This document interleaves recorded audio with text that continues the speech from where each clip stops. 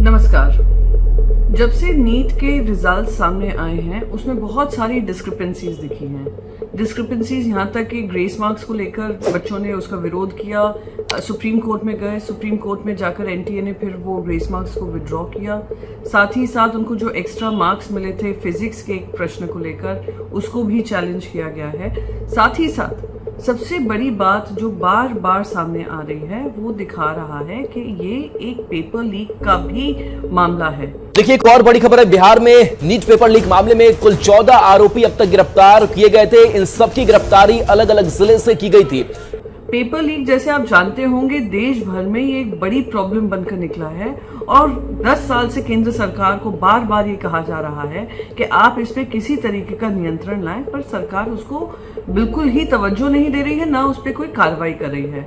अब बिहार के ही पुलिस ने ये जांच की थी और 12 आरोपियों को नीट के एग्जाम्स को लेकर, इसी 2024 के एग्जाम को लेकर कि 12 लोगों को गिरफ्तार किया है ये कहकर कि उनके पास कुछ सबूत मिले हैं, कुछ एविडेंस बरामद हुए हैं और उनका कन्फेशनल स्टेटमेंट है जहां वो बता रहे हैं किस तरीके से इन लोगों ने पेपर लीक किया। कुछ पेरेंट्स जो पैसा देकर ये पेपर खरीदना चाह रहे थे, 30 से 32 लाख रुपए उन्होंने खर्च किए हैं। उन बच्चों का एक सेपरेट ग्रुप बना, उन बच्चों को सब पेपर दिया गया, उनसे कहा गया इसको रटो और एक ही जगह पे उनको रखा गया और उन्होंने एग्जाम दिया है। एक सेंटर से 7 बच्चों को 720 और 720 मिलते हैं, जो आज तक बिहार जो टॉपर्स का स्टोरी है वो बहुत ऐसे कम है। इतने लोगों को फर्स्ट रैंक मिला है, ऑल इंडिया रैंक 1 मिला है। ये सारे प्रश्न उठाता है कि कहीं ना कहीं ये अनफेयर प्रैक्टिसेस के माध्यम से कुछ लोगों का फायदा हुआ, कुछ स्टूडेंट्स का, और जो सही मायने में बच्चे पढ़ाई कर रहे थे, दिन रात मेहनत कर रहे थे, उनके पेरेंट्स पूरी तरीके से उनके साथ काम कर रहे थे, उनके साथ धोखाधड़ी हुई है। मैंने भी एक चिट्ठी लिखी थी जहां मैंने कहा कि अगर हमारा इंटेंशन सही होगा तो हमें सीबीआई की इंक्वायरी, केंद्र सरकार को सीबीआई इंक्वायरी गठित करनी चाहिए पेपर लीक के मामले में, और एनटीए के भी किस तरीके से वो ग्रेस मार्क्स दे रहे हैं, किस अनुसार उन्होंने आइडेंटिफाई किया किसको ग्रेस मार्क्स मिलेगा, इस सब पे भी प्रश्न चिन्ह उठे हैं। और मैं बार बार कह रही हूँ कि हमारे एग्जाम्स जो हैं फुल प्रूफ होने चाहिए। एक इकोसिस्टम ऐसा होना चाहिए जहाँ पे कोई भी प्रश्न उठे, it can stand the test of scrutiny and test of time. That is extremely important to build confidence आना चाहिए बच्चों के मन में कि जो इतने सालों से मेहनत कर रहे हैं उसको सही तरीके से नाप तोला जाएगा और उनको एडमिशन्स मिलेंगे। ये जो एक इंटर स्टेट गैंग बन चुका है जिसमें ब्रोकर शामिल हैं, कोचिंग क्लासेस शामिल हैं, कुछ कॉलेजेस शामिल हैं, अधिकारी शामिल हैं, उसको तोड़ना बेहद ही जरूरी है। तो मैंने सीबीआई इंक्वायरी की मांग की थी कि टाइम बाउंड मैनर में सीबीआई इंक्वायरी होनी चाहिए। इसको साफ साफ एजुकेशन मिनिस्टर ने खारिज कर दिया कि पेपर लीक का कोई एविडेंस ही नहीं है। आज के ही इंडियन एक्सप्रेस में आया है कि किस तरीके से बिहार का जो इकोनॉमिक ऑफेंसेस विंग है उन्होंने बिहार पुलिस से ये टेक ओवर किया है पेपर लीक का मामला, और वो बता रहे हैं कि पोस्ट डेटेड चेक्स हो, एविडेंस हो, 2-3 और ऐसे एविडेंसेस हो, वो दिखाता है कि ये पेपर लीक का मामला भी है। इससे सरकार क्यों झिझक रही है? सरकार अगर सही मायने में ऑनेस्ट है, अगर सही मायने में बच्चों का भविष्य की सोचती है, सही तरीके से ये एग्जाम्स कंडक्ट करना चाहती है, तो एक फुल प्रूफ सिस्टम सेट करना पड़ेगा। उसका फर्स्ट स्टेप है ये इन्वेस्टिगेशन।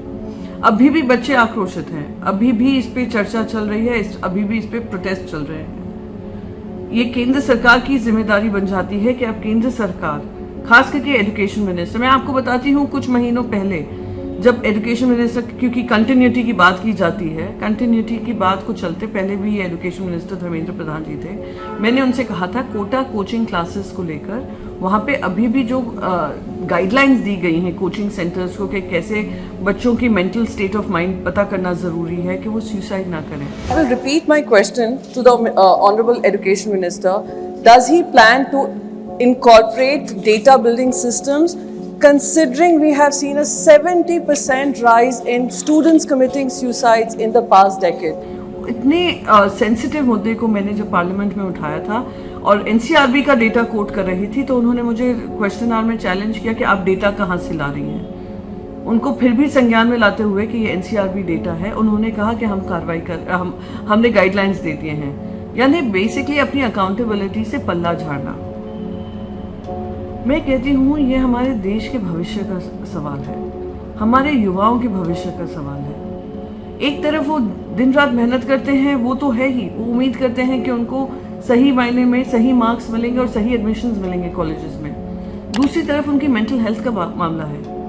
आज आप सोचिए वो सारे बच्चे जो इसका शिकार हुए हैं, वो सारे बच्चे हो सकता है जिनके ग्रेस मार्क्स वापस हुए हैं, क्या उनको किसी तरीके की पीड़ा नहीं हो रही होगी उनके परिवारों को? तो ये दुखद मामला है और उसको उस सेंसिटिविटी से, उस अकाउंटेबिलिटी से किया जाना चाहिए जो बच्चों के मन में एक सुकून लाए, एक कॉन्फिडेंस लाए। इसलिए मैं बार बार इस मुद्दे को उठा रही हूँ, इस उम्मीद में कि केंद्र सरकार का जो चलता अहंकार था पिछले 10 साल, अब आपको बहुमत से कम सीट्स मिली हैं और फिर भी अगर आपका यही अहंकार चलता रहा जहां आप अकाउंटेबिलिटी नहीं तय करेंगे, ये देश के लिए दुर्भाग्यपूर्ण होगा। एक तरफ बच्चे ग्रेजुएट हो जाते हैं, उनको रोजगार नहीं मिलते हैं, दूसरी तरफ ये अंडर ग्रेजुएट बच्चे इतनी तैयारी करके पहुंचते हैं, उनको इंसाफ नहीं मिल रहा है।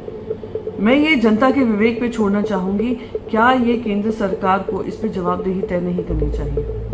क्या इस पे सही मायने में इन्वेस्टिगेशन नहीं होनी चाहिए? आज ये किसी और के बच्चों के साथ हो रहा है, कल आपके बच्चों के साथ होगा। और ये इसको यहीं पर रोकना, क्योंकि इतना बड़ा सामने आया है घोटाला, इसको यहीं पे रोकना सरकार की जिम्मेदारी है। मैं उम्मीद करती हूँ केंद्र सरकार इस पर फिर से संज्ञान लेगी, अपने अहंकार को कम कर जनता की बात को आगे रखकर इस पे सख्त से सख्त कार्रवाई करेगी। और फिर से दोहराऊंगी कि एनटीए का जो इन्वेस्टिगेशन था can not be considered free and fair, क्योंकि एनटीए का जो इन्वेस्टिगेशन था उसके चेयरपर्सन वही थे जो एनटीए के चेयरपर्सन हैं। इन्वेस्टिगेशन कमेटी वही कर रही है जो उनके दायरे में है, पर अब ये बात उनके दायरे से आगे जा चुकी है, इसलिए केंद्र सरकार का मजबूती से इसमें इन्वेस्टिगेट करना बेहद ही ज़रूरी है।